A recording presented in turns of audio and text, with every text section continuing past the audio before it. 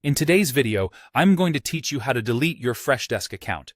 Whether you're moving on to another platform or simply no longer need the service, it's important to know how to cancel your account properly and what steps you need to take for a smooth transition. First, make sure you're an account administrator. This is crucial because only admins have the privilege to initiate the deactivation process. If you're not an admin, you'll need to contact one within your organization to proceed. Now, let's dive into the process. Begin by navigating to the Admin section of your Freshdesk dashboard.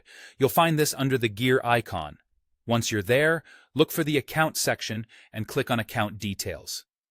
This is where you'll find everything related to your account status.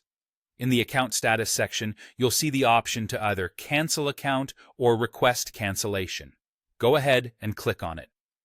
You'll then be prompted to select a reason for cancellation. This step is more about feedback for Freshdesk, so choose the option that best fits your situation. After you've selected your reason, confirm your choice to proceed with cancellation. Once you've completed these steps, here's what you can expect in terms of timing. Your account will be suspended after 24 hours. However, it isn't completely deleted until 14 days or 2 weeks later. This waiting period gives you some leeway just in case you have a change of heart. Speaking of which, Freshdesk recommends exporting your data before you go through with cancellation. This includes important elements such as tickets, contacts, and reports. Keep in mind that exporting data can take up to 10 business days. Therefore, it's wise to start this process well before initiating the cancellation if you need to keep this information.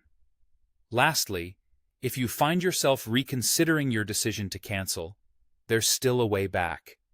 You can reactivate your account within the 14-day window. All you have to do is reach out to Freshdesk support at their dedicated email address. Let them know you wish to reinstate your account, and they can help you do so. In summary, the process to delete your Freshdesk account is straightforward, but it does require you to be cautious and thorough.